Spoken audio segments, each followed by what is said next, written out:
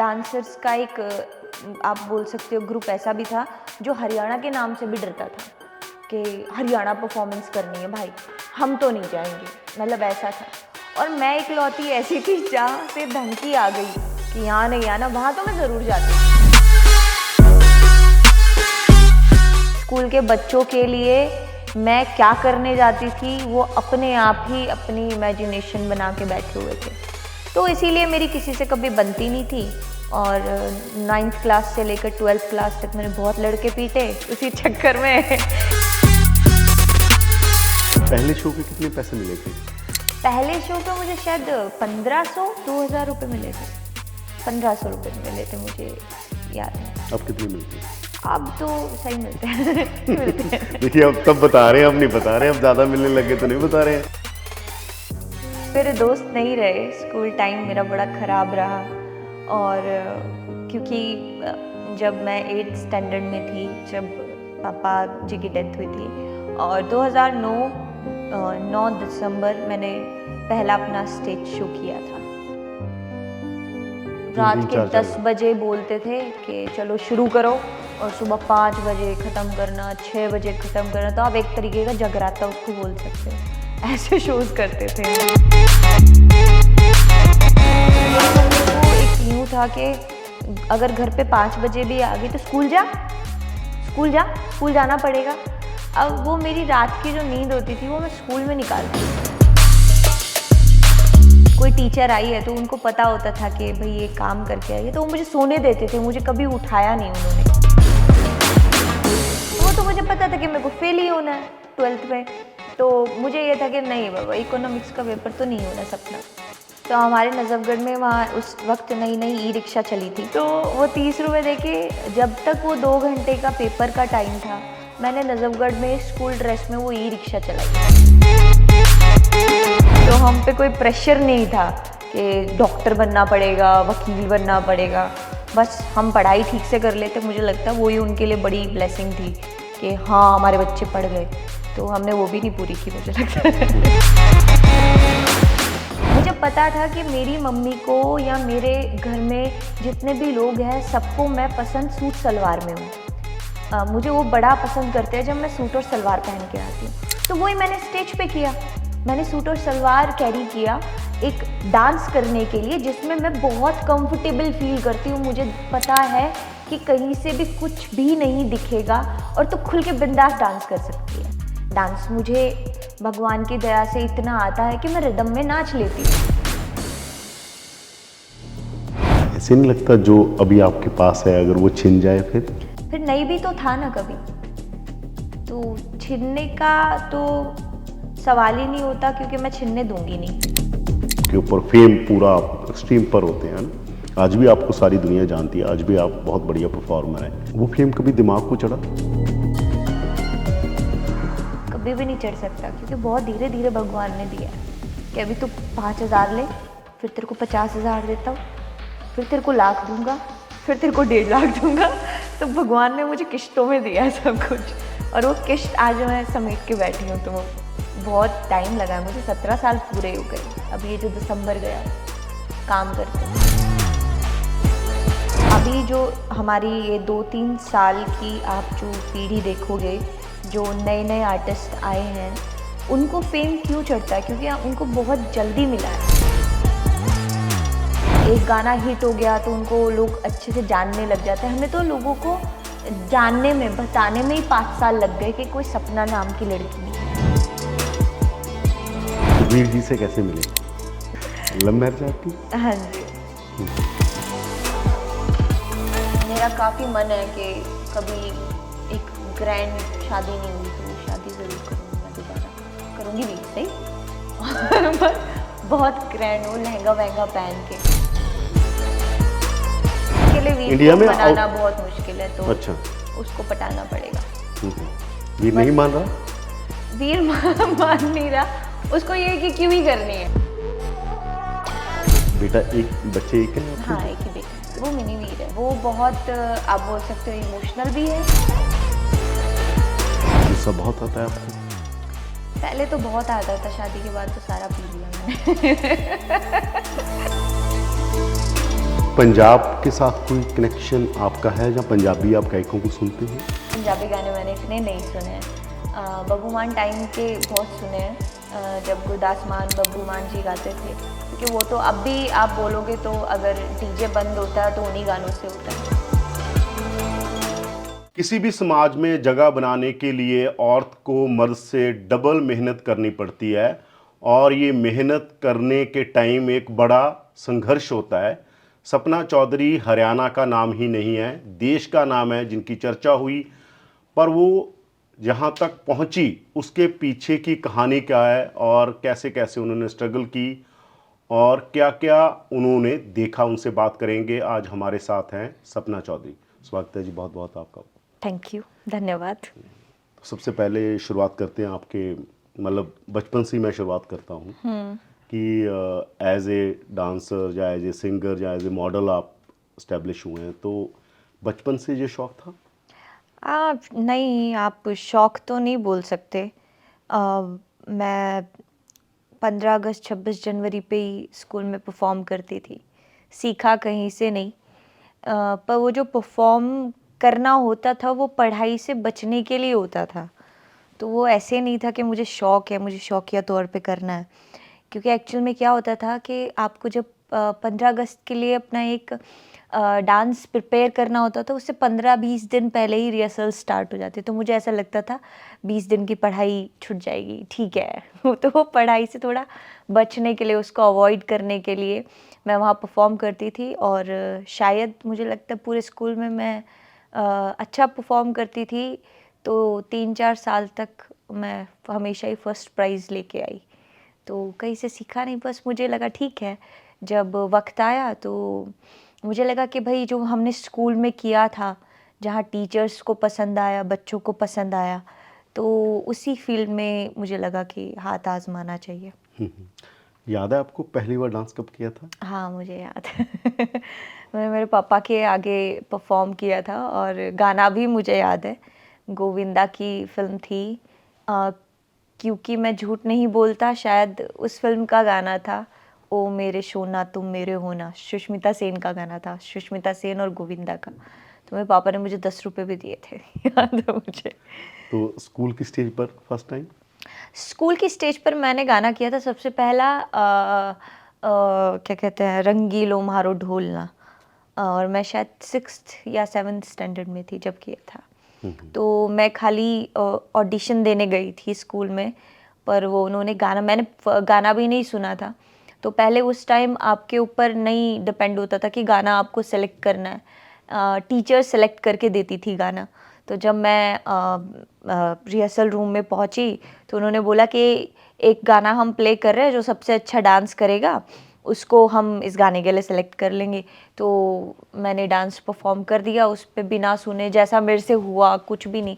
मुझे लगा कि शायद रिदम होनी चाहिए, आप रिदम आउट होते हो किसी भी चीज़ में, चाहे गाने में चाहे डांस में, तो अच्छा नहीं लगता। लेकिन अगर आप रिदम में और दिल से डांस कर रहे हो तो फिर वहाँ आपको ज़रूरत नहीं पड़ती किसी के जजमेंट की। तो शायद मैंने रिदम में डांस कर दिया, और टीचर बड़ी खुश हो गई देख के, बोली इसी से कराओ, इसी से कराओ, ये अच्छा कर रही है। तो 6th स्टैंडर्ड में थी जब मैंने परफॉर्म किया। तो जब आप बचपन में होते हो तो माता पिता को बहुत ये होता है कि हाँ हमारे बच्चे यही करें, पर जब आप एज ए लाइन जाते हो नहीं, मेरे माता तो ये पिता को कुछ घर नहीं में था। माहौल कैसा था? मेरे माता पिता को ऐसा कुछ नहीं था, और ना हमें कभी इस चीज़ के लिए फोर्स किया, ना मम्मी ने ना पापा ने, और ना हमें बताया गया कि ये बनना है या वो बनना है। उस टाइम हम पढ़ाई ढंग से कर लेते, वो ही उनके लिए बहुत बड़ी बात थी। तो हम पे कोई प्रेशर नहीं था कि डॉक्टर बनना पड़ेगा, वकील बनना पड़ेगा। बस हम पढ़ाई ठीक से कर लेते, मुझे लगता है वो ही उनके लिए बड़ी ब्लेसिंग थी कि हाँ हमारे बच्चे पढ़ गए। तो हमने वो भी नहीं पूरी की, मुझे लगता है। तो जैसे मैं कह रहा था कि जब आप एज ए प्रोफेशन गए तो हमारे समाज में आमतौर पर ना लड़कियों को और तरह से डबल स्टैंडर्ड है सोसाइटी हमेशा में आज ना, भी देखा वो जाता सब है। घरों में है ना? तो वो क्या चैलेंज थे, घर पर क्या चैलेंज थे घर नहीं, में? घर की तरफ से मुझे कभी भी कुछ भी ऐसा नहीं फेस करना पड़ा कि ये नहीं करना, वो नहीं करना, बाहर ये लोग हम में बोल रहे हैं या हम ये सुन के आ रहे हैं या बाहर लोग तेरे बारे में इस तरीके की बातें कर रहे हैं, तो मुझे घर की तरफ से कभी भी कोई भी प्रॉब्लम नहीं आई, किसी भी चीज़ में नहीं। मैंने अपनी मम्मी को जो बोला कि मम्मी अब मुझे ये करना है तो ठीक है। बस मेरी मम्मी की एक बात और अच्छी थी कि उन्होंने कभी मेरा ये नहीं कहा कि भाई अभी थक गए हैं सपना, छोड़ इस चीज़ को, नहीं आगे कंटिन्यू करना। मम्मी ने हमेशा उस चीज़ के लिए मुझे हमेशा चेयर अप किया है कि कोई नहीं, ये नहीं हुआ, आगे होगा। पर जिस चीज़ पे आप चल रहे हो, जो पाथ पे आप चल रहे हो, अगर आप कोई भी काम करते हो, मुझे लगता है कि कोई भी काम करते हो तो उसके साथ आप न्याय जब भी कर सकते हो जब उस काम को आप एक वक्त के दायरे में ना रखो कि देख मैं ये कर तो रहा हूँ। जैसे मान लीजिए फॉर एग्जांपल मैंने बोला कि भाई मैं डांस कर तो रही हूँ, लेकिन अगर मुझे डांस से 1 साल में कुछ मिल गया तो मैं इसको कंटिन्यू करूँगी। अगर मुझे 1 साल में कुछ नहीं मिला तो मैं इसको छोड़ के कुछ और करना पसंद करूँगी। तो मैं वैसी ही नहीं थी। मुझे था कि यही करना है, बस यही है लास्ट और फर्स्ट, आपको इसी में हाथ आजमाना है, चाहे कुछ हो चाहे ना हो। तो वो चीज़ थी, तो पूरा सपोर्ट था घर की तरफ से हमेशा से। कोई इंस्पिरेशन थी आपकी, आप मेरी किसी को माई। देखते थे नहीं, मैंने कभी डांस में? नहीं, किसी हीरोइन को मैंने उस इंस्पिरेशन के तौर पे कभी किसी को नहीं देखा। हाँ, वैसे मुझे माधुरी जैसे बहुत पसंद थी। अभी अगर मैं एज एन एक्टर कहूँ तो मुझे कंगना बहुत पसंद है। पर ऐसे कोई इंस्पिरेशन सेट करके और मैं कि मुझे इस जैसा बनना है, वो नहीं। मुझे शुरू से ही सपना चौधरी बनना था तो मेरी कोई इंस्पिरेशन ऐसे नहीं रही हाँ यार इसको देख लिया और मुझे अब इसके जैसा बनना है, नहीं। मैं बड़ी खुश हूँ खुद में। पहली बार कब लगा कि सपना चौधरी बन गई है? अभी भी नहीं बनी है सपना चौधरी। तो आप किसी भी फील्ड में उतरो तो वो समुद्र है, जितना सीखोगे उतना थोड़ा है।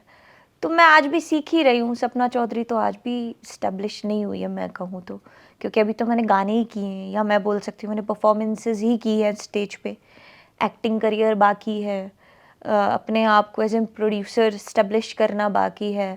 एक वो बोलते हैं ना, एक आरामदायक चेयर बाकी है मेरे लिए कि मैं बैठ के अब बोलूँ हाँ आप बन गई। जिस दिन मैं बनूंगी उस दिन मैं आपको फ़ोन ज़रूर करूँगी कि आप बन गई। अभी नहीं बनी हूँ, अभी बहुत वक्त लगेगा उसमें भी। पर लोग तो कहते हैं सपना सपना हो गई, हरियाणा में हो गई, देश में हो गई। वो उनकी सोच है, शायद अच्छा भी लगता है सुन के, लेकिन मुझे लोगों के बोलने से फ़र्क कभी नहीं पड़ा।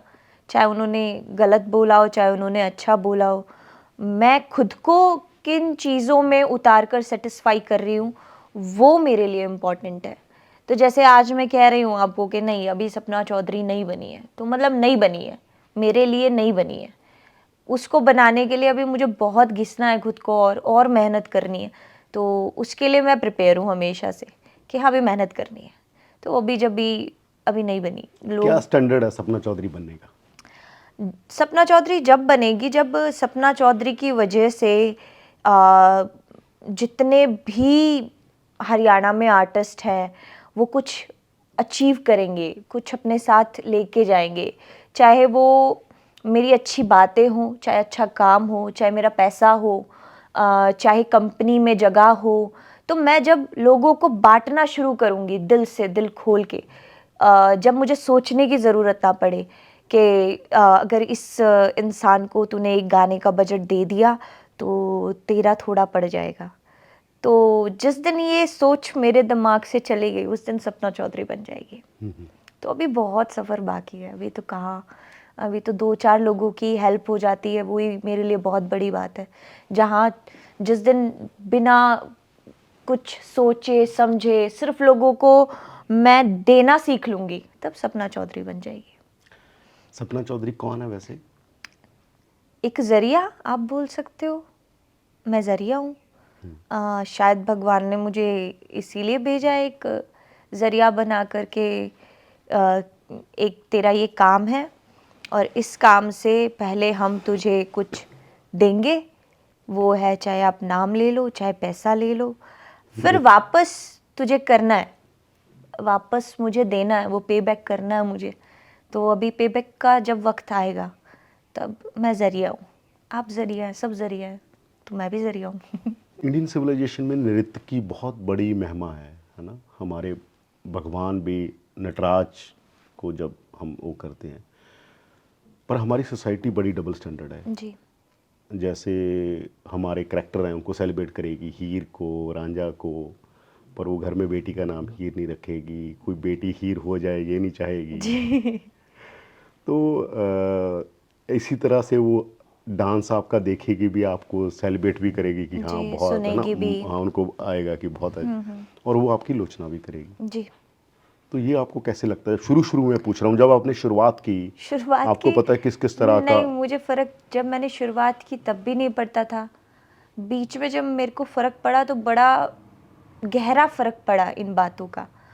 लेकिन फिर मैं जब निकल के आई उस चीज़ से, तो मुझे आज बिल्कुल भी फ़र्क नहीं पड़ता। और जो बोलने वाले हैं, जिनकी आप बात कर रहे हो कि जो आलोचना करते हैं, देखिए सबको हम बुद्धिजीवी हैं और हमें पता है कि कौन गलत कर रहा है और कौन सही कर रहा है। और जब आप एक चीज़ को अपने प्रोफेशन में आप हर चीज़ ठीक कर रहे हो, लेकिन आपकी फिर भी आलोचना हो रही है, तो मुबारक हो, आप कुछ कर रहे हो। क्योंकि लोगों को जब भी दुखता है जब आप कुछ कर रहे होते हो, नहीं तो लोगों को नहीं दुखता। एक घर में बैठी स्त्री को जो सुबह खाना बनाती है, बच्चों को स्कूल छोड़ के आती है, बच्चे पैदा करती है, शाम को ये सोचती है कि आज मेरे पति किस चीज़ से खुश होंगे, मैं उनको क्या बना के खिलाऊं, मैं क्या पहन के उनके सामने खड़ी हूँ, तो उस स्त्री को आलोचना भी सहनी पड़ती है। और वो आलोचना कौन करते हैं? उसकी ननद कर देगी, सास कर देगी, लेकिन वो आलोचना अपनी बहू की, अपनी भाभी की उस स्टैंडर्ड से करेंगे जो उन्हें नहीं मिला। जैसे मान लीजिए कि उसकी सास ने कभी बाहर ट्रैवल नहीं किया, लेकिन उसका बेटा अपनी बहू को बाहर ले जाने के लिए बाहर ले जा रहा है, तो सास को बुरा तो लगेगा कि मैं तो कभी नहीं गई, इसको बड़ा लेके जा रहे हो। तो आलोचना हर फील्ड में है। हमारी माँओं ने भी सही है, हमने भी सही है। और मुझे ये पता है कि मैं मेरी फील्ड में बड़ा अच्छा कर रही हूँ, या जिनको मुझे सराहना है वो मुझे सराह रहे हैं, तो मैं उन आलोचकों पे ध्यान ही क्यों दूँ? मैं क्यों ध्यान दूँ मेरी सास गई नहीं गई? मुझे जाना है, मैं जाऊँगी। तो कोई होता है। किसी रेफरेंस से या किसी एग्जांपल से बता सकते हैं जब आपने शुरुआत की, खास तौर पर जी। एक टाइम में आपने रिएक्ट भी की चीज़ें, है ना, जी, जी। दूसरी तरफ से रिएक्शन आया, आपने भी रिएक्शन दिया।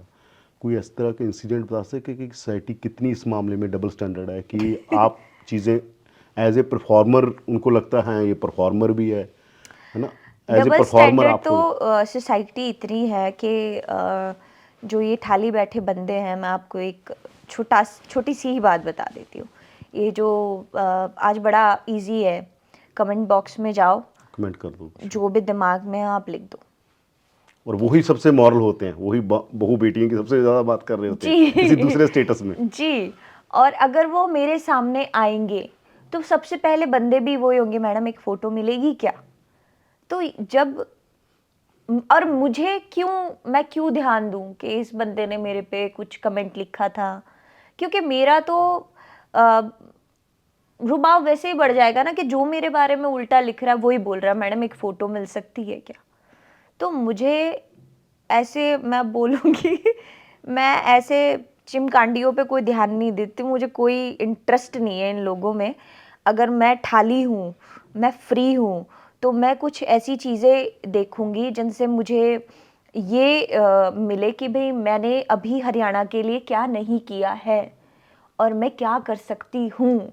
तो मुझे वहाँ ध्यान देना है, मुझे इन लोगों पे ध्यान ही नहीं देना, जो देख भी रहे हैं लेकिन इन लोगों को फिर बकवास से भी करनी है, तो मुझे इनकी बकवासों पे ध्यान ही नहीं देना। जब आपने परफॉर्मेंस शुरू की और बाद में हम देखते हैं बहुत सारे आपने बड़े बड़े चैनलों पर, बड़ी बड़ी जगहों पर बहुत ही डिफरेंट तरह की जो उसको आपने इवॉल्व हुए, मैं कहूँ आप, है ना? तो वो आप थोड़ा सा बताइए किस तरह से जब शुरुआत करते हैं और आज यहाँ पर खड़े हैं, ये जर्नी क्या है डांसिंग की? मैंने बोला ना आपको पहले कि जहाँ आप रिदम और दिल से डांस करेंगे, आज आप देखिए कि आप इंस्टा पे जब आप रील्स स्क्रॉल करेंगे तो आपको सबसे ज़्यादा लाइक या सबसे ज़्यादा जो पसंद की जाने वाली 15 सेकंड की 30 सेकंड की रील मिलेगी, वो मिलेगी जो रैंडम बनी होगी, जो नेचुरल होगी। स्क्रिप्टेड से लोग बाहर आ चुके हैं, पक चुके हैं। मैं घर में जैसे खाना बना रही हूँ, मैं नेचुरल हूँ, वो चीज़ लोगों को ज़्यादा पसंद आएगी कि मैं कुछ चीज़ें लिख के उनको पूरा प्लान करके एक कॉन्सेप्ट बेस्ड चीज़ बना लूँ, उससे ज़्यादा वो उसको सराहेंगे। क्योंकि लोगों को नेचुरल पसंद है, चीज़ें नॉर्मल पसंद है, जैसे आप हो वैसा पसंद है लोगों को। तो जो आप जैसे कह रहे हो कि इवॉल्व इवॉल्व हुआ। जो है हम हुए हैं, वो हम इसी चीज़ से हुए हैं। मैं इसी चीज़ से हुई हूँ। मुझे पता था कि मेरी मम्मी को या मेरे घर में जितने भी लोग हैं, सबको मैं पसंद सूट सलवार में हूँ। मुझे वो बड़ा पसंद करते हैं जब मैं सूट और सलवार पहन के आती हूँ।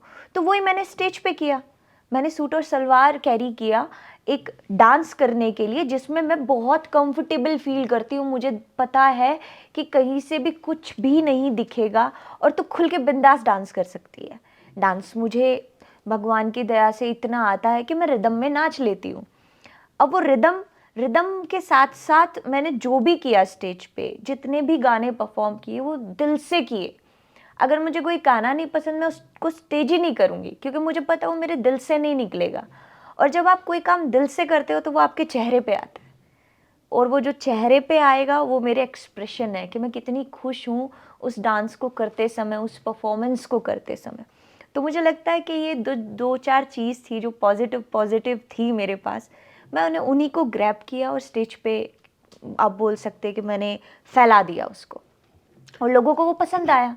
और वही मेरा इवॉल्व होने का एक, आप बोल सकते हो कि मैं उसी से इवॉल्व हुई। कोई मतलब इस मैं इसलिए पूछ रहा था कि जैसे आपने शुरू किया जी। और यहाँ पर आप हैं, क्योंकि जब बंदा प्रोफेशन में आता है तो वो फिर बहुत सारे चीज़ों को देखता है। जी। कोई ट्रेनिंग वगैरह जहाँ किसी ऐसे लोगों से आप मतलब जुड़े नहीं बाद में जहाँ आपने नहीं नहीं, अच्छा, कभी नहीं। मैं मेरे यही थे, यानी अपने आप डेवलप भी अपना खुद ही करते खुद रहे? ही किया मैंने। क्योंकि और मैंने आज देखा है जब आप शुरू आज भी शुरू मैं करते हैं, बैठ के खुद ही करती हूँ। मैं किसी से कोई राय या जैसे किसी से कोई, कोरियोग्राफी कुछ भी चीज़ आप खुद बना लेते हैं अपना? हाँ मैं बना लेती हूँ, लेकिन अब तो जैसे टीम है चीज़ें करने के लिए, तो अब जब एक गाना बनता है तो कोरियोग्राफर भी हम हायर करते हैं, डायरेक्टर भी हम हायर करते हैं। पहले नहीं था, और मेरे पास प्लस एक ही चीज़ थी, वो था मेरा परफॉर्मेंस स्टेज। मैं वहीं अपने आप को, कोरियोग्राफी भी मेरी खुद की होती थी।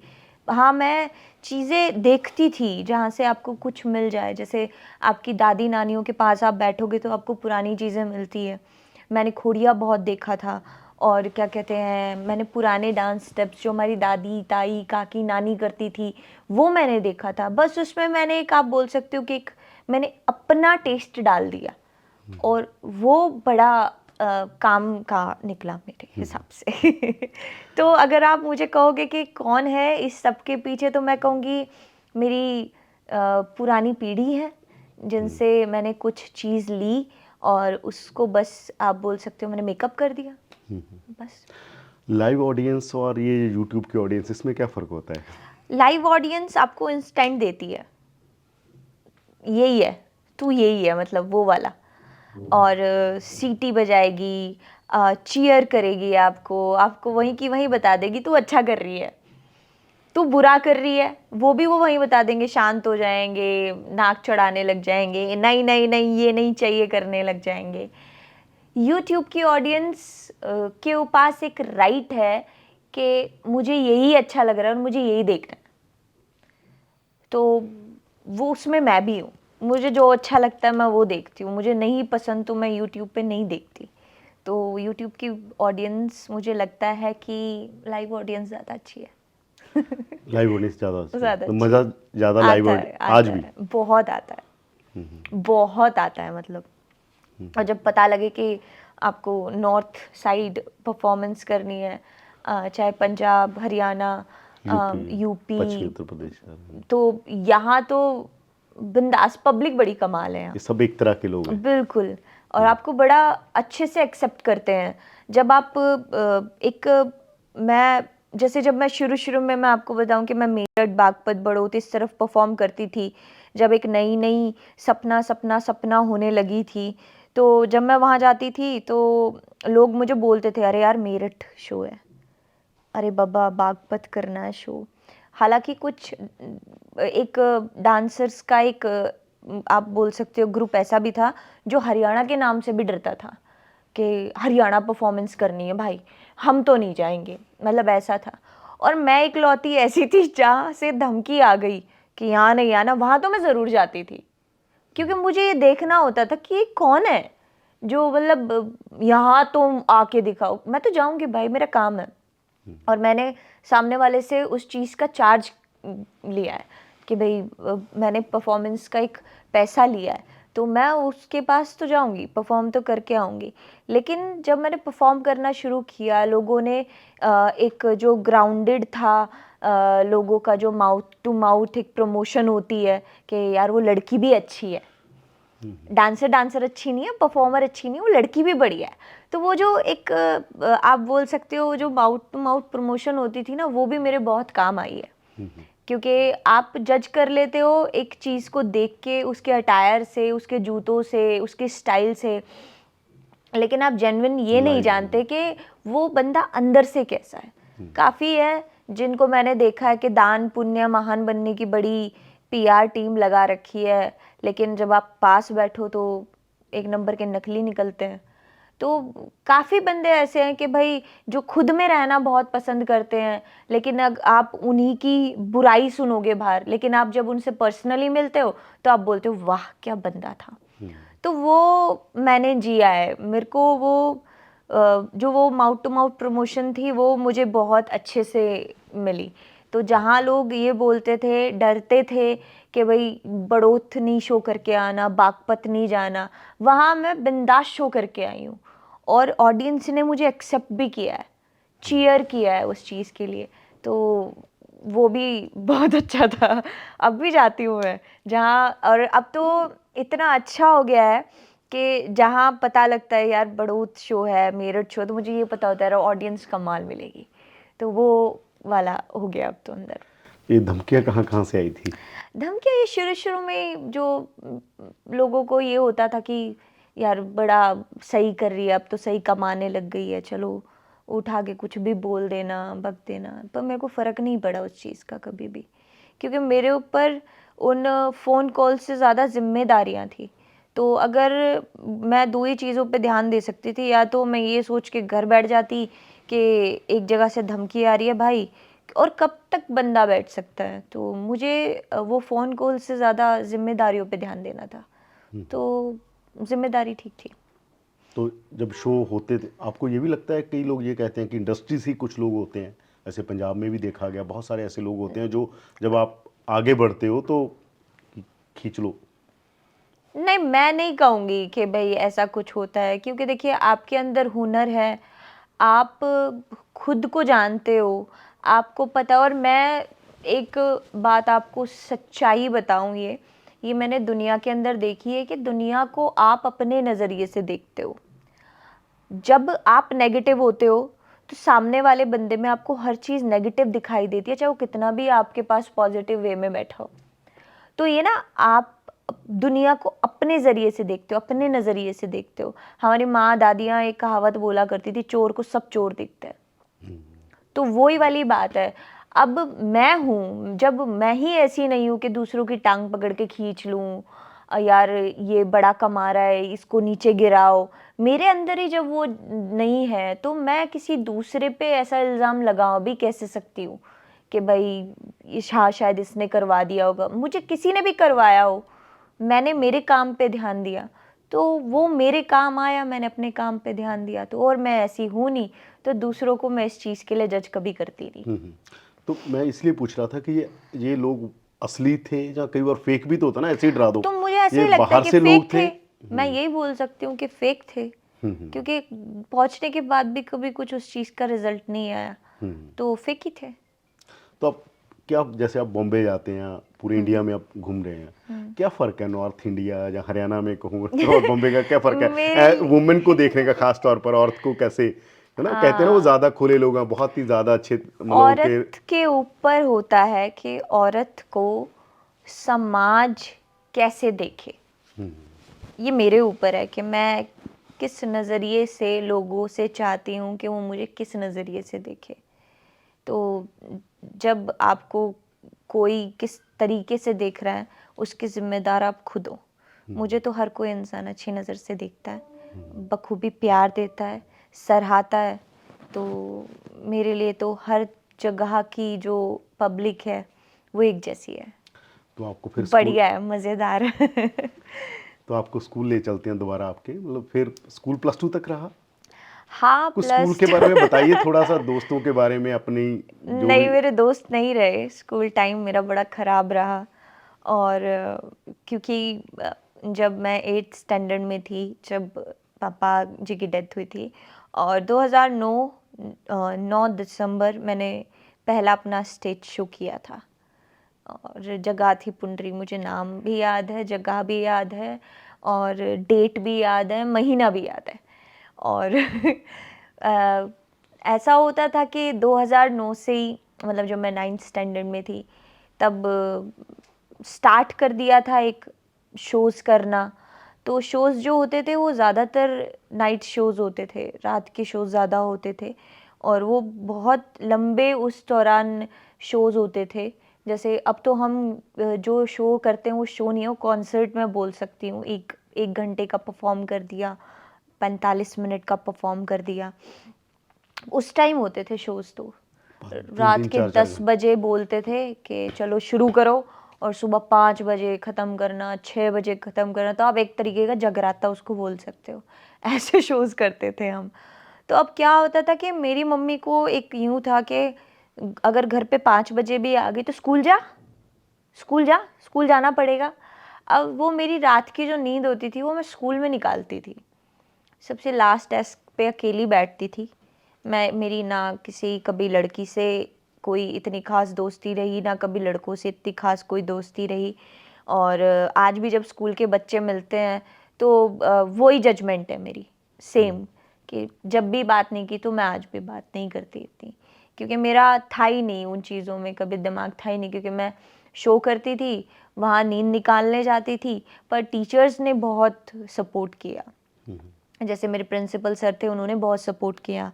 हमारी टीचर्स थी, उन्होंने बहुत सपोर्ट किया। तो अगर कोई टीचर आई है तो उनको पता होता था कि भाई ये काम करके आई है, तो वो मुझे सोने देते थे, मुझे कभी उठाया नहीं उन्होंने। और जो मेरी नोटबुक्स होती थी वो कंप्लीट करने के लिए लड़कों को दे रखी थी मेरे प्रिंसिपल सर ने। अरे लड़की का काम पूरा कर देना, ये लड़की काम करके आती है। तो स्कूल में कोई इतना अच्छा जो आप बोल सकते हो कि सपोर्टिव थे, वो टीचर्स और प्रिंसिपल ही थे। लेकिन आपके जो आपकी एज के बच्चे थे, उनकी तरफ से मुझे कभी कोई वो सपोर्ट आप बोल सकते हो, या एक इमोशनल आप बोल सकते हो, वो कभी मिला नहीं। क्योंकि अब उनकी भी गलती नहीं है, वो उम्र ही उनकी ऐसी थी कि जिस नज़र से देखना वो उस नज़र से देखते थे। तो उस टाइम, जिस टाइम मैं आपको 2009-10 की बात बता रही हूँ, स्कूल के बच्चों के लिए मैं क्या करने जाती थी वो अपने आप ही अपनी इमेजिनेशन बना के बैठे हुए थे। तो इसीलिए मेरी किसी से कभी बनती नहीं थी। और 9th क्लास से लेकर 12th क्लास तक मैंने बहुत लड़के पीटे उसी चक्कर में। कभी कोई पिटता था मेरे से, कभी कोई पिटता था। उस टाइम मैं अपने आप को लेके बहुत इनसिक्योर सी थी, आप बोल सकते हो कि मुझे होता था यार ये लड़का मेरे बारे में ऐसे क्यों बोल रहा है, या ये लड़की मेरे बारे में ऐसे क्यों बोल रही है, मैं तो ऐसी हूँ नहीं, या मैंने तो ऐसा कुछ किया नहीं। तो वो मैं बहुत इनसिक्योर थी, और इनसिक्योरिटी के चक्कर में मेरे से बड़े लड़के पिटे हैं उस टाइम पे। अभी वो स्कूल के जो भी लड़के पिटे हैं वो मिलते भी हैं, बात भी करते हैं। पर ठीक है, अभी मुझे लगता है कि शायद हम, वो बचपना था, मेरा भी बचपना आप बोल सकते हो, और उनका भी बचपना ही था। तो स्कूल लाइफ से इतनी कोई अच्छी यादें मेरी जुड़ी नहीं हुई हैं। 12th क्लास 11th में मैं फर्स्ट आई थी आर्ट साइड से, आर्ट्स ली हुई थी मैंने। लेकिन 12th में शोज़ की तादाद कुछ ज़्यादा ही बढ़ गई थी काम करते करते। तो एक सब्जेक्ट था इकोनॉमिक्स, मुझे वो हमेशा ऊपर से चला जाता था, कभी, अर्थशास्त्र है। हाँ, कभी नहीं समझ में आया। वो साइन थीटा कॉस थीटा मेरे कभी दिमाग में नहीं घुसा। तो जब वो इकोनॉमिक्स का पेपर था, बाकी तो पेपर्स मैंने आराम से दिए 12th का बोर्ड, सीबीएसई से बोर्ड किया था, लेकिन जब वो इकोनॉमिक्स का पेपर था तो मुझे लगा, पहली बार मेरे दिमाग में पता नहीं कहाँ से ये उत्पत्ति आई कि ये टाइम वेस्ट है भाई, ये 1.5-2 घंटे का जो तू पेपर दे के आएगी ये वेस्ट है, आता तुझे है नहीं। जो मतलब मैं, मेरे अंदर ये था अंदर से, वो मैं इतनी ईगो लेके बैठी थी अपने अंदर कि चीटिंग तो तू नहीं करेगी, चीटिंग नहीं करनी, चाहे तो फेल हो जाए। और वो तो मुझे पता था कि मेरे को फेल ही होना है 12th में, तो मुझे ये था कि नहीं बाबा, इकोनॉमिक्स का पेपर तो नहीं होना सपना। तो हमारे नजफगढ़ में वहाँ उस वक्त नई नई ई रिक्शा चली थी, तो मुझे वो ई रिक्शा चलाने का शौक था। मैं जब वो देखती थी तो मुझे लगता था ये चलती कैसे है, वो क्यों वाला एक फैक्टर था अंदर, ये कैसे चलेगी और मैं क्यों नहीं चला सकती। तो वो 30 रुपये दे के, जब तक वो 2 घंटे का पेपर का टाइम था, मैंने नजफगढ़ में स्कूल ड्रेस में वो ई रिक्शा चलाई है। तो अभी मैं सोचती हूँ कभी बैठ के कि क्या ही किया था, तो हंसी भी आती है। लेकिन फिर मुझे ये था कि शायद अगर मैं वो नहीं करती तो मुझे पता नहीं लगता कि मुझे मज़ा किस चीज़ में आ रहा है। तो मुझे लगा कि मुझे वो पेपर देने से ज़्यादा मज़ा वो ई रिक्शा चलाने में आया। पहला तो शौक मज़ेदार था वो। तो वो पैसे कमाने के लिए कि लगता था ना पैसे तो दिए मैंने, रिक्शा वाले को 30 रुपए दिए, पूरे दे दिए। मुझे ये भी नहीं जानना था कि कितने पैसे आप लेते हो या कुछ, बस मैंने उसको 30 रुपए दिए और यही बोला कि शौक पूरा करना पीछे बैठ जा, मुझे चलाने दे इसको, बस मुझे चलानी थी। और वो तो मैंने वो शौक पूरा किया, आप बोल सकते हो। हाँ, पहले शो के कितने पैसे मिले थे? पहले शो पे मुझे शायद 1500-2000 रुपये मिले थे, 1500 रुपये मिले थे, मुझे याद है। अब कितने मिलते हैं? अब तो सही मिलते हैं, ठीक मिलते हैं। देखिए अब तब बता रहे हैं, अब नहीं बता रहे हैं, अब ज्यादा मिलने लगे तो नहीं बता रहे हैं। नहीं, ज्यादा ये नहीं इंडस्ट्री है। की सारी की प्रॉब्लम, आप बताते नहीं है। कोई एक्टर होगा कि मुझे कितने मिलते हैं ना, वो पैसे नहीं बताएंगे। नहीं, पैसे कई बार नहीं ऐसा होता है कि बता रहे अगर हो। बता दिए कोई ज्यादा मिलने हो कहीं, नहीं, ऐसा नहीं होता है, इसलिए कि नहीं बताते। आपने बता दिया और कहीं कोई ज्यादा देने को तैयार बैठा है। क्योंकि ना सबकी अपनी अपनी कमाई होती है, अपना अपना पैसा होता है, अपना अपना हिसाब होता है। अगर मैं आपको, कोई लाखों में कमाता है तो कोई करोड़ों में कमाता है, लेकिन अगर कोई बैठ के ये बता दे कि मैं करोड़ों में कमाता हूँ, तो मुझे लगता है कि कहीं ना कहीं वो उनको इंसल्ट कर रहा है जो लाखों में कमा रहे हैं। तो अब जो मेरी कमाई है वो तो मेरी कमाई है, लेकिन मैं उनको इंसल्ट नहीं करना चाहती जो मेरे से कम कमा रहे हैं या जो अपना खूब मेहनत कर रहे हैं। तो सबकी अपनी अपनी मेहनत है। ठीक है, मैं जितना कमा रही हूँ ठीक ही कमा रही हूँ। पापा के बारे में बता रहे थे आपकी, बहुत छोटे थे आप जब चले गए वो, जी। उनके बारे में कुछ बताइए। पापा के साथ कोई यादें आपकी रही हों? हाँ, पापा के साथ मतलब मैं ऐसे तो नहीं बोल सकती कि यादें नहीं बोल सकती, वो तो पापा के साथ तो जिया है और आज भी ऐसा ही लगता है कि साथ ही हैं, पास ही हैं। तो यादें ऐसी कुछ नहीं है, लेकिन बहुत स्ट्रिक्ट थे और बहुत, वो आप बोल सकते हैं कि एक पॉजिटिव थे वो, मेरे को लेके बोल सकते हैं आपके, बहुत पॉजिटिव थे। क्योंकि जब मेरी बहन की शादी हो गई तो हमारे वहाँ का माहौल थोड़ा अजीब सा था लड़कियों को लेके। तो उनकी जो वो स्ट्रिक्टनेस थी, वो एक ये था कि मेरा बच्चा कहीं ख़राब ना हो जाए, मेरा बच्चा कहीं गलत ना चल पड़े। क्योंकि वो एक नई नई जो आप जब बड़े होते जाते हो ना, आपको क्रियोसिटी आपकी बढ़ती जाती है हर चीज़ को लेके। तो मैं बहुत क्रियोसिटी मेरे अंदर है शुरू से, क्योंकि मेरे पापा को भी पता है, क्योंकि उनके अंदर भी थी, मेरी मम्मी के अंदर भी है, तो मैं भी वही क्रियोसिटी लेके पैदा हुई हूँ। वो क्यों वाला फैक्टर मेरे अंदर बहुत ज़्यादा है, कैसे वाला, क्यों नहीं होगा, किस लिए नहीं होगा, ये होगा, तो वो वाला है और जानने की इच्छा है हर चीज़ को। तो वो क्रियोसिटी इतनी थी कि पापा को ये पता था कि क्रियोसिटी के चक्कर में कुछ उल्टा ना हो जाए, अलग ना कर बैठे, तो वो उस चीज़ को लेके बहुत स्ट्रिक्ट थे मेरे ऊपर हमेशा से। बाहर नहीं बैठना, छत पे नहीं जाना, इससे बात नहीं करनी, उससे बात नहीं करनी, बाहर क्या काम है, सामान लेने जा रहे हो तो इतनी देर में घर होने चाहिए हो तुम, आटा गूंदना सीख, रोटी बनाना सीख। तो उनका था वो। और आज जब मैं सोचती हूँ, उस टाइम तो आप बाप को कैसे ही जज करते हो ना, ऐसे जज करती थी मैं भी, यार कैसे हैं पापा, मतलब इतना भी कोई रूड होता है क्या, इतना भी कोई स्ट्रिक्ट होता है क्या, कभी प्यार से नहीं बात कर सकते, मतलब ऐसा था। अब आज जब मैं सोचती हूँ तो आज मुझे महसूस होता है, हाँ वो बाप था, प्यारी था वो बाप था, मतलब आप ऐसे बोल सकते हो। तो कहीं ना आज जैसे आप लोग बोलते हो कि दोस्त बनो अपने बच्चों के, मुझे लगता है नहीं बनना चाहिए। आपकी वो स्ट्रिक्टनेस आपके बच्चे के काम आती है। आप अगर रूड होते हो तो आपका बच्चा, आप आपके बच्चे को पता लगता है बाद में कि मेरा पापा क्यों रूड था, या मेरे मेरे पापा ने ये चीज़ मना की तो क्यों की।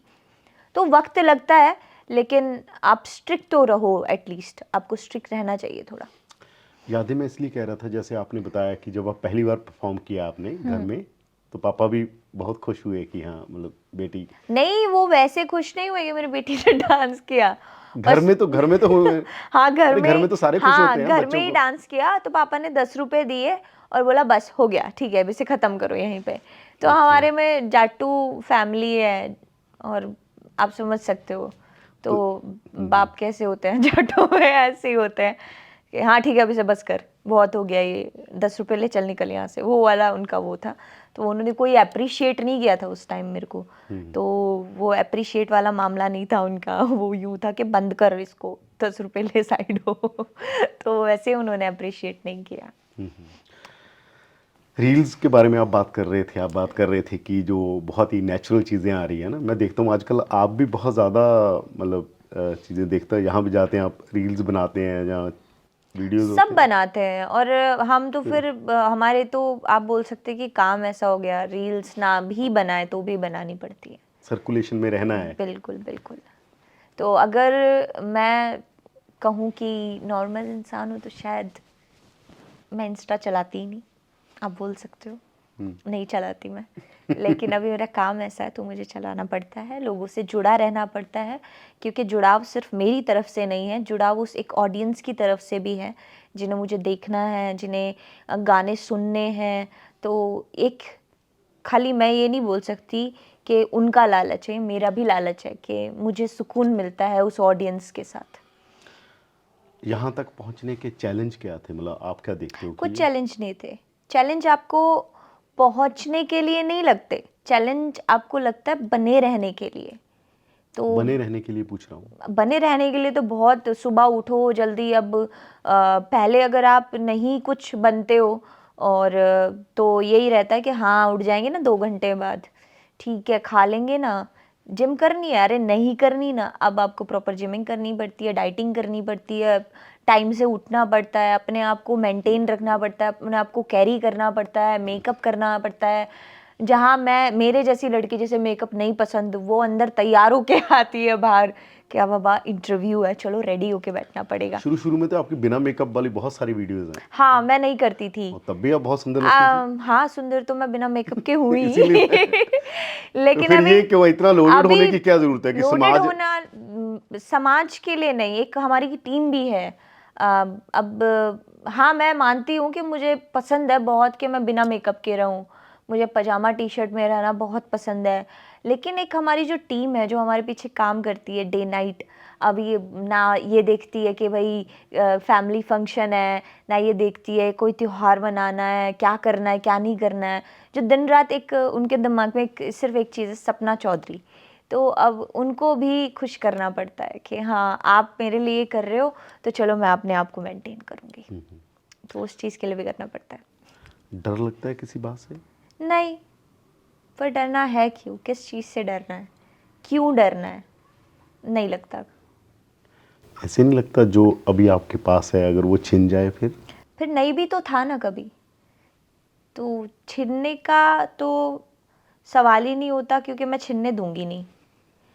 और कभी भगवान ने चाहा, देखिए उनसे ऊपर तो कोई है नहीं, बड़े बोल बोलते नहीं, कभी उन्होंने चाहा कि हाँ मैं तेरे से लेके वापस देख लेता हूँ, तो वो मुझे अच्छे से जानते हैं कि मैं इतनी हूँ कि हाँ जो लड़की आज 5 लाख में घर चलाती है वो 50,000 में भी चला लेगी, 5,000 में भी चला लेगी, तो उतनी मैं कैपेबल हूँ।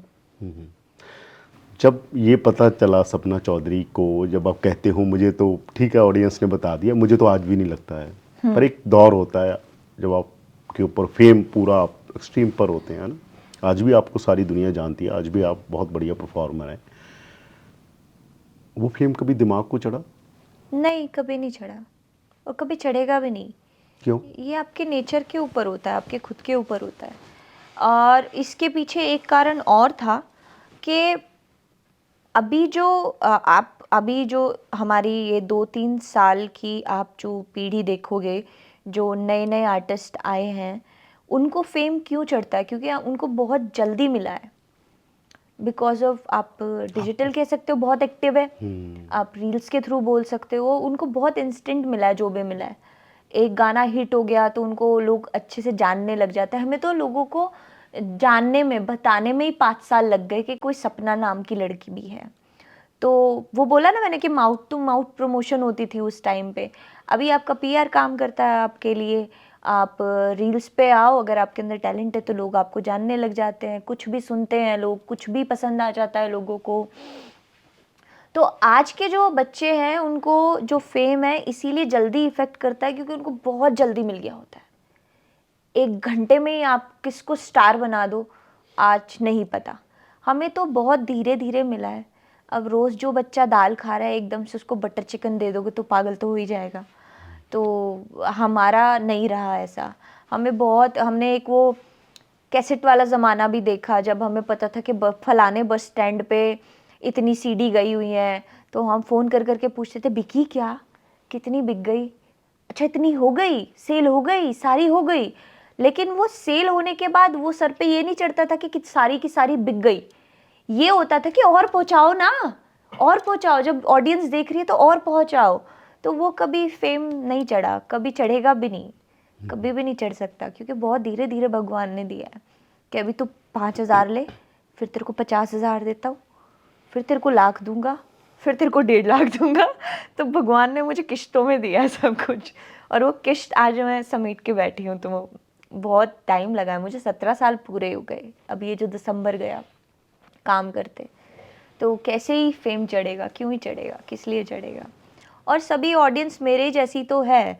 आप हर लड़की देखोगे तो सपना चौधरी है, तो मैं भी घर में वैसी ही हूँ जैसी और महिलाएं हैं। या आप जितनी भी लड़कियों को देख लो, चाहे वो घर में काम करती हो चाहे वो बाहर काम करती हो, सभी तो सपना चौधरी है। तो मैं कौन, मैं उन्हीं जैसी तो हूँ।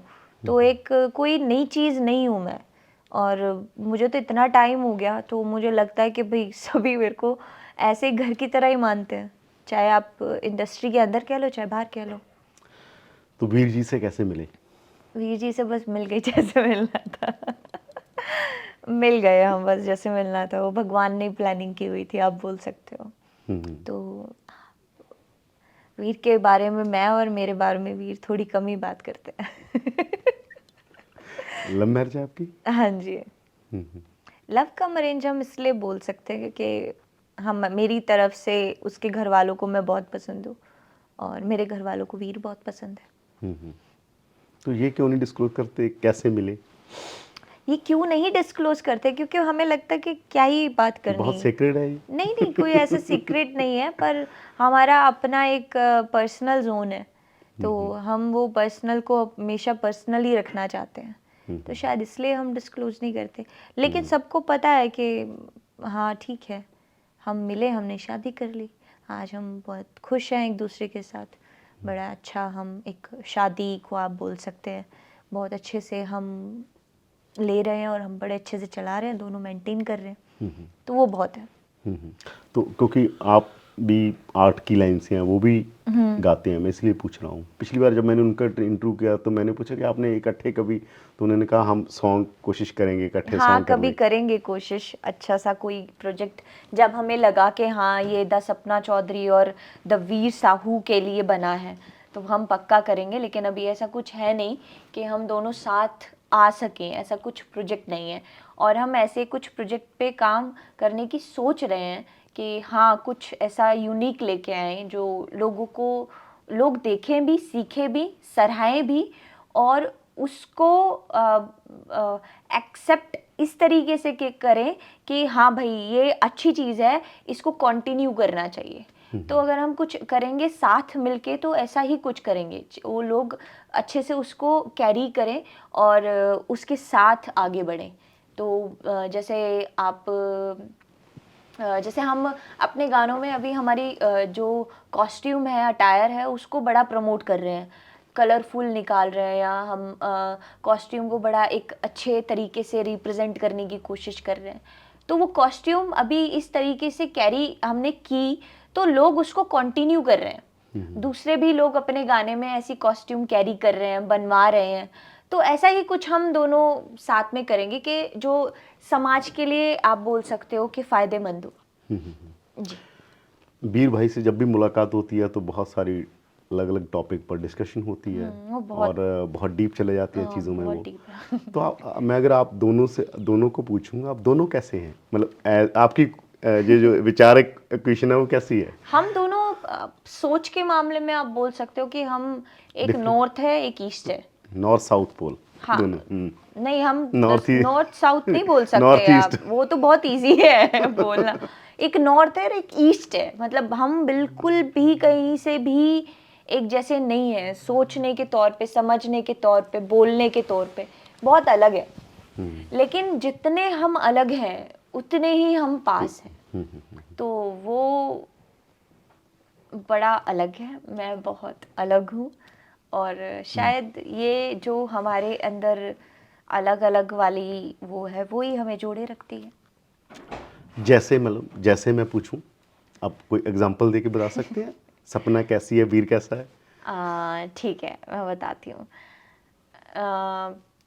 मैं कोशिश ये करती हूँ कि कैसे बताऊँ, मतलब मैं थोड़ा काम को लेके आप बोल सकते हो कि मुझे कहीं सुला लो आप, और कहीं आप कैसा भी खाना दे दो, और कुछ स्पेशल नहीं चाहिए हाँ, कुछ कहीं? स्पेशल नहीं चाहिए, मैं इतनी वो चीज़ नहीं हूँ। वीर उन चीज़ों को लेके बहुत पॉजिटिव चूजी है, है। बहुत ज़्यादा पॉजिटिव है। चूजी नहीं है वो, इतने पॉजिटिव है कि अगर मुझे ये चाहिए तो मैं यही खाऊंगा। अब वो कहाँ से अरेंज करना है वो अरेंज भी करके ले आएगा, लेकिन वो उस चीज़ के लिए बहुत पॉजिटिव है। और सेम वही है कि मेरे को कुछ प्रभाव नहीं पड़ता कौन क्या बोल रहा है, लेकिन वीर को प्रभाव पड़ता है, मुझे नहीं पड़ता, कभी नहीं पड़ता। क्योंकि शायद आप बोल सकते हो कि उस जोन से निकल के आ गई हूँ, और वीर को उन चीज़ों का फर्क पड़ता है, क्यों बोल रहा है, किस लिए बोल रहा है। और मैं इंस्टेंट वाली हूँ कि अभी जो है वो है, मतलब इसी में है जो है। पर वीर क्या है, वीर आगे तक की सोच के बैठ जाता है। ये चीज़ मतलब वो उसकी चीज़ ये अच्छी भी है कि भाई अभी जो तू कर रही है वो जब बेटा बड़ा होगा देखेगा, और जब वो बड़ा होके देखेगा तो कुछ ऐसा नहीं मिलना चाहिए कि मम्मी तूने ये क्यों किया, उस तरीके का मैं नहीं सोचती। मैं सोचती हूँ मैं अच्छा तो कर रही हूँ, बुरा तो कुछ ऐसा कर ही नहीं रही। तो मैं अलग हूँ, वो अलग है। बेटा एक बच्चे एक हैं आपके? हाँ, एक ही बेटा है। तो बताइए थोड़ा उसके बेटे के बारे में। हाँ, वो मिनी वीर है।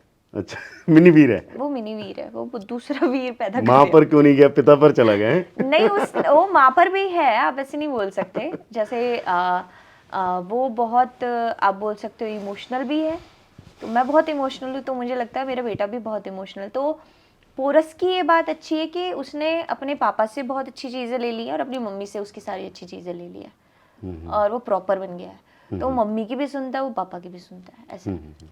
तो पोरस, आप नाम बड़ा इंटरेस्ट है, आपको पता है पोरस राजा हुए हमारे हाँ इस पूरे जी, देश के। ये वीर ने बताया था मेरे ये को। इकट्ठा ही है, हरियाणा पंजाब तो आपको पता है 66 तक इकट्ठा रहा है। तो उसके बारे में थोड़ा सा मतलब ये नाम वीर जी ने चूज किया हाँ, या? उन्होंने ही चूज़ किया, मुझे तो कुछ और रखना था। पर नाम उन्होंने ही चूज़ किया, और उन्होंने बोला क्योंकि मुझे याद है पोरस जब हुआ तो 20-25 दिन तक उसका कोई नाम ही नहीं रखा गया था। तो पी से नाम निकला नहीं था, नाम तो किसी और अल्फ़ाबेट से निकला था, और पर नाम यही रखना था। तो वीर ने ही नाम सोचा, पूरा क्रेडिट नाम का वीर को ही जाता है, मुझे कोई क्रेडिट नहीं जाता। तो उसी ने रखा है। आप बहुत ज़्यादा धार्मिक हैं, आध्यात्मिक हैं, या जैसे ठीक है गए मंदिर जब, या ऐसा है कि मैं सुबह उठ के पूजा आध्यात्मिक करने वाले? हूँ, बहुत ज़्यादा धार्मिक हूँ, मैं बहुत भगवान में बिलीव करती हूँ, कर्मा में बहुत बिलीव करती हूँ। लेकिन मेरी जब मैं पूजा करूँगी तो मैं जब करूँगी जब मेरे अंदर से एक निकल के आएगा कि आज मेरा पूरा एक श्रद्धा अंदर से आएगी, और मेरे को यूँ लगेगा कि आज मुझे पूजा करनी है, तो मैं पूजा करूँगी। ऐसे कुछ मैं ज़बरदस्ती भगवान को नहीं पकड़ती, मतलब मैं ज़बरदस्ती नहीं करती भगवान के साथ कि अंदर से मन टूटा हुआ है और भगवान को ज़बरदस्ती बोलने लग जाऊं कि आओ प्लीज़ विराजो, तो वो नहीं है मेरे अंदर। तो अंदर से आएगा जब भी करूँगी। तो स्पेसिफिकली आपका कोई बिलीफ है, कोई स्पेसिफिकली भी जुड़े हुए हैं आप कि हाँ, जैसे बहुत सारे हम जुड़ते हैं चीज़ों से, या जनरली जो हमारे नहीं, जनरली आप ट्रेडिशन में बोल होता है? सकते हैं। और मैं बहुत सारे गॉड्स में बिलीव करती हूँ। नाम अलग अलग है, पर बहुत सारे गॉड्स में किसी मैं believe किसी करती कोई स्पेसिफिक हूँ। जैसे मैं गुरु है? साईं को बहुत मानती हूँ, मैं शिव को बहुत मानती हूँ, मुझे माता पे भी बहुत बिलीव है, लेकिन साथ के साथ मुझे हनुमान जी भी बहुत पसंद है। तो आप बोल सकते हो मैं बहुत सारे देवताओं को साथ लेके बैठी हूँ और मैं सब पे बिलीव करती हूँ। तो आप तो जैसे कहते हैं ना, वाणी में है 36 करोड़ देवी देवते, तो सबको 36 करोड़ नहीं है, 36 कोटि है, और मैं सबके सब पे बिलीव करती हूँ। तो मतलब आपका कोई प्रैक्टिस है, रिलीजियस प्रैक्टिस? मैं इसलिए पूछ रहा हूँ कि नहीं आपकी नहीं प्रैक्टिस है डे टू नहीं, डे, मेरा कोई या प्रैक्टिस मंथ में हो कि मैंने ये करना ही नहीं है, नहीं, कुछ मंगलवार ऐसा वीरवार नहीं है, होता है कुछ लोगों भी का? नहीं है, ऐसा कुछ भी नहीं है। बस मुझे जब अंदर से कुछ आता है भगवान के लिए कि मुझे दिया लगाना है तो मैं दिए लगा दूंगी। कुछ ऐसा आएगा कि भाई डोनेशन करनी है तो मैं दान दे दूंगी। मन करेगा मंदिर जाके बैठना है तो मंदिर जाके बैठ जाऊंगी। लेकिन मैं ना तो भगवान से ये कहने जाती कि ये दो दो दो, वो वाला नहीं है मेरे अंदर। मैं एक ही बात बोलती हूँ, आप हो, आपको जो देना है तो, और अच्छा ही सोचोगे। जब मैं अच्छी हूँ, मेरी सोच अच्छी है, तो आप अच्छा ही सोचोगे मेरे लिए। और जो सोच रखा है, जो लिख रखा है, वो तो होना ही है। तो आप उस चीज़ से कैसे लड़ोगे? जैसे मैं इसलिए पूछ रहा हूँ, आजकल बहुत ज़्यादा चर्चा राम मंदिर की हो रही है, बहुत सारे लोगों की आस्था है, जा रहे हैं। जी। तो आप भी इन चीज़ों से जैसे जुड़ते हैं, क्योंकि कैंपेन के रूप में आपको पता है सबको इनवाइट भी किया जा रहा है। नहीं, पर हम नहीं जा रहे हैं। जब वहाँ बिल्कुल शांति होगी तब तब ज़रूर जाएंगे। दर्शन के लिए जाएंगे। हम कहीं नहीं जा रहे हैं अभी। जब सीधा प्रभु राम जी और से कांटेक्ट करने का वो होगा, जब बीच में कोई नहीं होगा। हाँ, तब हम जाएंगे, ज़रूर जाएंगे। और हम खुश हैं उस चीज़ को लेके। लेकिन वो खुशी अब हम बता के ज़ाहिर कर दें या बोल के हाँ करके, ओ हो करके, तो ऑडियंस को अच्छा लगेगा। लेकिन अभी मैं खुश हूँ, लेकिन वो अंदर वाली खुशी है और मैं उसी में खुश होना चाहती हूँ। तो मुझे उस चीज़ के बारे में कोई बड़ा पहाड़ खड़ा नहीं करना। तो मैं खुश हूँ, मैं बहुत खुश हूँ। तो आपने जैसे कहा कि जो आप वाला दौर था वो बहुत ही डिफरेंट तरह का था। तब कुछ पीआर नहीं थी, सोशल मीडिया नहीं था, इतने साल स्ट्रगल की, फिर पता चला कि सपना चौधरी है कोई। अभी बहुत सारी नए नए लोग आ रहे हैं हरियाणा में। जी। आप नई जनरेशन को कैसे देख रहे हैं आपकी नज़र में? नई जनरेशन अच्छा कर रही है, बहुत बढ़िया कर रही है।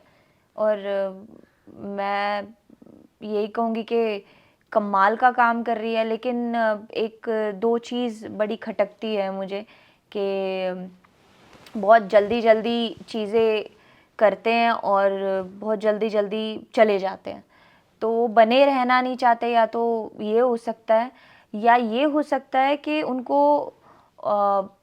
उनकी सोच एक आप बोल सकते हैं कि उनकी जैसी सोच है, जिस तरीके से वो काम कर रहे हैं, तो बड़ी जल्दी जल्दी, मैंने बोला ना, जल्दी मिलता है और जल्दी जाता चला है। जाता है। तो वही वाला हो रहा है अभी। क्योंकि जब कोई ऐसा आए कि उसको टिकना है, तो वो टिक के काम ऑब्वियसली करने तो की कोशिश करता है। वो कहते हैं तो जितनी गहरी होती है चीज़ उतना टाइम टिकती है, जो हाँ, गहरा नहीं होगा तो वो। बच्चे आ रहे हैं लेकिन बहुत जल्दी जा भी रहे हैं। क्योंकि वही वाला फैक्टर आ गया कि अगर वक्त से इतना वक्त दे देते हैं काम को, 2.5 साल दे देते हैं, करियर बना तो ठीक है, नहीं निकल लेंगे। तो अभी क्या करते हैं ना लोग, सबसे पहले किसी भी फील्ड में काम करने के लिए आते हैं, बोलते हैं हम अपने लिए आए हैं। जैसे मैं आई थी, मैं मेरे लिए आई थी, मेरे घर के लिए आई थी, इनकम सोर्स के लिए आई थी। लेकिन आज जब मैं पूरा उस चीज़ से निकल के आ गई हूँ, और जिसने मुझे दिया है, आप बोल सकते हो, अभी लोग बोलते हैं कि हम हरियाणा कल्चर के लिए ये कर रहे हैं या हम हरियाणा को ये दे रहे हैं। आप कौन हो हरियाणा को कुछ देने वाले हरियाणा या ने आपको कल्चर को कुछ देने वाले? हरियाणा आपको दे रहा है। अगर मैंने कुछ भी अचीव किया है तो वो हरियाणा ने मुझे दिया है, मैंने हरियाणा को नहीं दिया कभी भी। तो ये भी है यहाँ के नए आर्टिस्टों में, वो 2-4 चीज़ करके और बोलने लग जाते हैं कि हमने ये दे दिया, हमने वो दे दिया। आपको ये लगता है जब आपके वाला दौर था तब और मुश्किल था किसी लड़की को आना अभी हाँ, जैसे उस स्पेस वक्त बढ़ गया है, बहुत मुश्किल था, आप तब बहुत बोल फ्यूडल सकते थी हैं। सोसाइटी, हाँ ज्यादा हाँ फ्यूडल थी तब। हाँ। और उस वक्त क्या होता था ना कि लड़की आके जो सामने बैठे लोग आपको कुछ बोल रहे हैं तो वो एक्सेप्ट भी नहीं कर पाती थी। जैसे मैं मान लीजिए फॉर एग्जांपल मैं स्टेज पे हूँ लेकिन नीचे लड़के ने कुछ कमेंट पास कर दिया, तो लड़की उस चीज़ को नहीं ले पाती थी। वो इमोशनल ज़्यादा होती हैं, लड़कियां होती हैं इमोशनल, इसने मेरे को ऐसे कह दिया वैसे कह दिया। लेकिन मैं क्या करती थी, मेरे अंदर एक ये चीज़ थी कि इग्नोर, बोलने दे, मतलब वो वाला था मेरे अंदर। तो मैं शायद आप बोल सकते हैं कि मैंने लॉन्ग टर्म इस एक उस पे काम कर लिया कि मुझे किसी से कोई फ़र्क नहीं पड़ता कौन बोल रहा है, क्या बोल रहा है, किस लिए बोल रहा है, मुझे मेरे से फ़र्क पड़ता है मैं बस। स्पेस पूछ रहा हूँ, जो आपका स्पेस था उसमें बहुत मुश्किल, बहुत अभी मुश्किल स्पेस था, बहुत लिबरल हो गया, आप ये मानते हैं, बहुत या ज़्यादा मुश्किल था। वही चैलेंज हो गए उन लड़कियों के जो अभी आ रही हैं? नहीं नहीं, मुझे नहीं लगता कि इतना कुछ, क्योंकि आजकल का तो कल्चर है ना ऐसा, लोगों को पता है कि लोग बोलेंगे। उस टाइम ऐसा नहीं था कि लोग बोलेंगे। तब तो सोशल मीडिया भी नहीं आया था, उसका हाँ, नया नया आया अब था, उस टाइम तो जिसको 2007 जो, में फेसबुक आई है। अभी आप जैसे सोशल मीडिया की बात कर रहे हो तो कमेंट्स जब आईडी बना के लोग करते हैं तो हम पर्टिकुलर जाके सर्च थोड़ी करते हैं या देखते थोड़ी है किसने किया है, क्यों किया है, उसके घर थोड़ी पहुंच जाते हैं। हमारे टाइम पे तो जो कमेंट होता था या जो शोशेबाजी होती थी वो बिल्कुल इन फ्रंट होती थी आपके, जिसको जो बोलना है वो मुंह पे बोल के चला जाता था बिना आपको जज करे। तो वो बड़ा गंदा था, वो प्रभाव भी देता था, अंदर टूटता था इंसान, लेकिन निकल के आना पड़ता था आपको उससे बाहर। पंजाब के साथ कोई कनेक्शन आपका है, जहाँ पंजाबी आप गायकों को सुनते हैं? पंजाबी गायकों को मैं इतना नहीं सुनती हूँ, मुझे नहीं पंजाबी गाने इतने पसंद।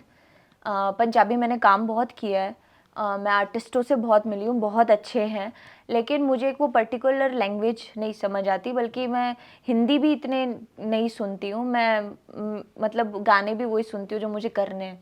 तो यही होता है मेरे साथ कि वो बस उस चीज़ के लिए मेरे को वक्त नहीं मिलता। तो पंजाबी गाने मैंने इतने नहीं सुने हैं।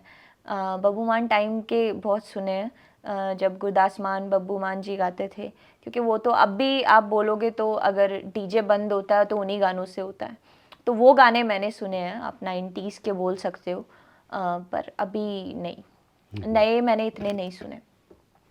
तो अभी जो आपके काम का एरिया है, जहाँ आपको जो क्वेरीज आती हैं, वो कहाँ कहाँ पर आप ज़्यादा शोज़ करते हैं, कहाँ हर कहाँ पर जगह, ज़्यादा? अब तो आउट ऑफ इंडिया भी करते ज़्यादा हैं। नहीं, नॉर्थ में कह रहा हूँ, नॉर्थ से निकल के ज़्यादा साउथ तक भी? हाँ करते हैं बिल्कुल, क्योंकि अभी तो हरियाणवी लैंग्वेज हर जगह पे पहुंची हुई है।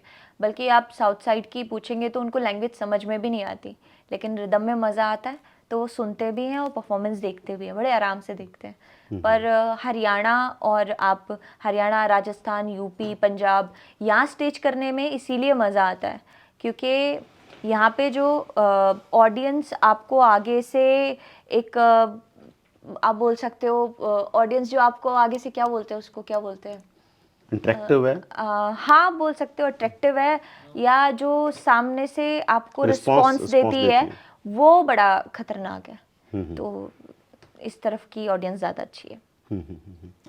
आने वाले दिनों में कोई, मतलब जैसे आप बहुत सारे प्रोजेक्ट कर रहे हो, कुछ इस तरह की जो आने वाले समय में चीज़ें आ रही हैं आपकी? हाँ, हम एक देसी गीत की एक सीरीज़ हम लगा रहे हैं, और हमने देसी गीत से स्टार्ट किया था, एक चैनल था, बस उसी के हम ओटीटी आप बोल सकते हैं हम प्लेटफॉर्म्स लेके आएंगे। और रीजनल में जो जो लैंग्वेज नहीं प्रमोट की जाती ज़्यादा, जैसे राजस्थानी या आप पहाड़ी लैंग्वेज बोल सकते हैं, हम उनको भी प्रमोट करने के लिए चैनल्स लेके आएंगे। आप कभी, मतलब जैसे बंदा चला जाता है, बंदे का मन होता है, कभी हम बहुत खुश होते हैं, कभी बहुत उदास हो जाते हैं, आप कभी उदास हुए हैं, कभी रोते हैं? हाँ, क्यों नहीं रोऊंगी मैं, अंदर इमोशंस है तो रोऊंगी। आप मेरे को रोबोट समझ रहे हो क्या? आते हैं इमोशनल तो मैं हूँ, रोती भी हूँ, हंसती भी हूँ। लास्ट बार कब रोए थे? ये तो नहीं याद मैं कब रोई थी लास्ट बार, नहीं याद मेरे को कब रोई थी। बाकी हाँ मैं रोती हूँ, लेकिन मेरा रोना, मेरा हंसना, जब मैं ज़्यादा खुश हूँ तो भी मैं उसको अकेले में ही जीती हूँ, और मैं ज़्यादा उदास हूँ और मैं बहुत ज़्यादा रो रही हूँ तो भी मैं उसको ये कोशिश करती हूँ कि जो भी अकेले ही झेलो। बहुत इंट्रोवर्ट हैं आप? कोई समझता नहीं है। क्यों? सबका अपना अपना, सबकी अपनी पर्सनैलिटी है। अब हर रिश्ता अपने तरीके से रिएक्शन देगा, तो आप उनके रिएक्शन से जब निकल जाते हो तो आपको सिर्फ एक ही चीज़ पता है कि खुद से लड़ना है। तो मैं खुद से लड़ती हूँ, चाहे मैं ज़्यादा खुश हूँ तो मैं खुद को ही शाबाशी दे लेती हूँ, क्योंकि अब उस चीज़ से मैं निकल आई हूँ कि आपकी, हाँ कभी कभी मुझे ऐसा होता है कि वीर मुझे शाबाशी दे देते, पर उसको शाबाशी की कोई पड़ी नहीं होती, वो अपने में ही रहता है।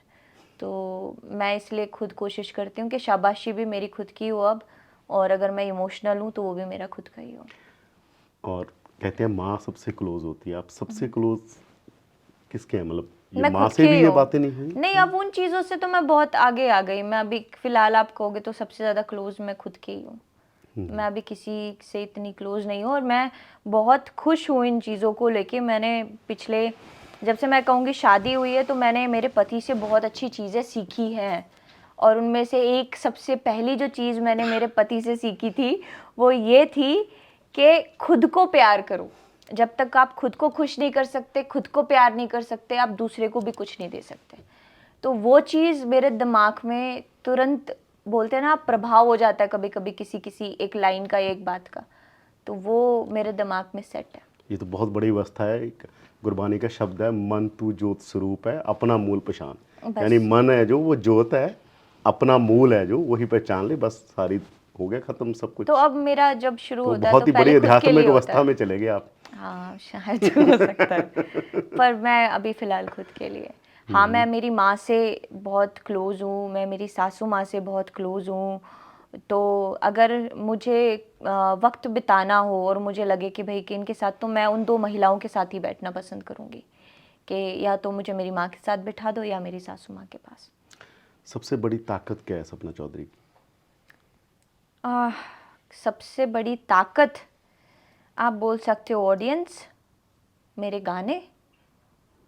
आप ताकत ही बोल सकते हो उनको, क्योंकि जब मैं कोई भी सिलेक्शन करती हूँ गाने का, तो मैं जब ईयरफोन्स लगा के वो गाने सुनती हूँ तो एक प्रभाव पड़ता है उन गानों का मुझ पे, कि मैं इसको कैसे करूँगी या इसके अंदर नया क्या करूँगी।